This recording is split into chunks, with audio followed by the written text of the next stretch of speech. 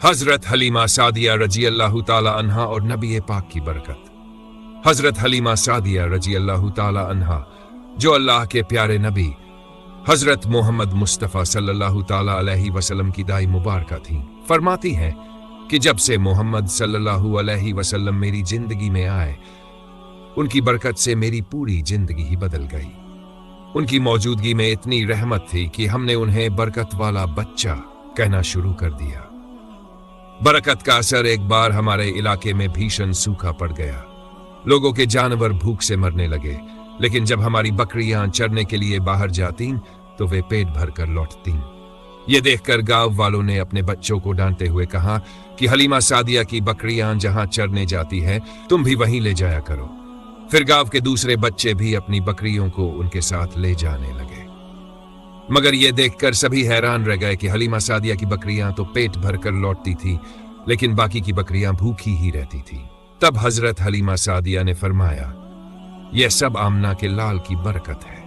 गांव वाले यह भी देखते थे कि अगर कोई बकरी बीमार हो जाती तो उसे हमारे घर लाया जाता।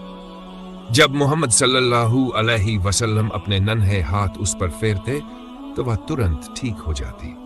इसी तरह अगर कोई बच्चा बीमार होता तो आप सल्लल्लाहु अलैहि वसल्लम के हाथ फेरने से वह भी तंदुरुस्त हो जाता। जब आप सल्लल्लाहु अलैहि वसल्लम थोड़े बड़े हुए तो हजरत हलीमा सादिया की बेटी ने अपनी माँ से कहा, जब मैं बकरी चराने जाती हूँ तो भाई मोहम्मद के बिना मेरा दिल नहीं लगता, कृपया उन्हें भी मेरे साथ भेज दिया करें।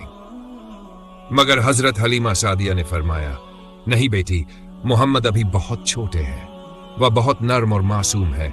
अगर उन्हें धूप लग गई या जंगल में कोई कांटा चुभ गया तो मैं ये सहन नहीं कर पाऊंगी। लेकिन उनकी बेटी बार बार इसरार करती रही और कहने लगी, अम्मी, जब मैं भाई मोहम्मद के साथ बाहर जाती हूं तो बादल आकर हम पर साया कर लेते हैं। जंगल के जानवर उन्हें देखकर सजदा करते हैं और उनके मुबारक चेहरे को चूमते हैं।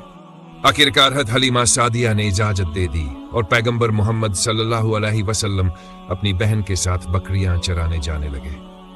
जंगल का अजीब वाकया कुछ दिन बाद हजरत हलीमा सादिया ने अपने बेटे को रोक दिया और फरमाया, बेटे, अब तुम जंगल नहीं जाओगे, मुझे तुमसे बहुत मोहब्बत है और तुम मेरे लिए बहुत कीमती अमानत हो। इसके बाद 3 दिन तक आप जंगल नहीं गए, लेकिन तीसरे दिन अचानक आप रोते हुए घर आए।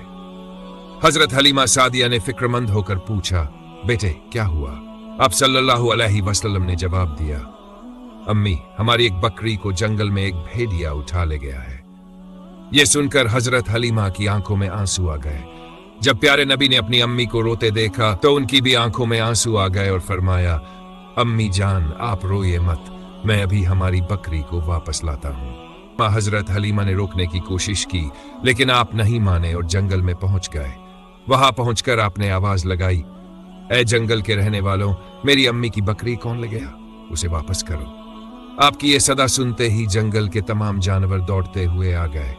भेड़िए, शेर और तमाम दरिंदे आपके कदमों में सिर झुकाकर सलाम करने लगे। एक भेड़िया अदब से कहने लगा, ऐ अल्लाह के रसूल, हम तो बस आपका दीदार करना चाहते थे। जब तक आप जंगल में बकरियां चराने आते थे, हम दूर से छुपकर आपके हुस्न का दीदार करते रहते। लेकिन जब आपने जंगल आना बंद कर दिया तो हमने सोचा कि अगर हम आपकी अम्मी की बकरी को उठा ले तो आप इसे छुड़ाने जरूर आएंगे और हमें फिर से आपका दीदार नसीब होगा। हमारा मकसद सिर्फ आपको देखना था। यह सुनकर नबी पाक सल्लल्लाहु अलैहि वसल्लम मुस्कुराए और फरमाया, अगर दीदार करना था तो अम्मी को क्यों रुलाया? फिर उन जानवरों ने फौरन बकरी लौटा दी। मोहब्बत की मिसाल प्यारे दोस्तों, यह वाकया हमें दिखाता है कि अल्लाह के रसूल से सिर्फ इंसान ही नहीं बल्कि जानवर भी बेइंतहा मोहब्बत करते थे।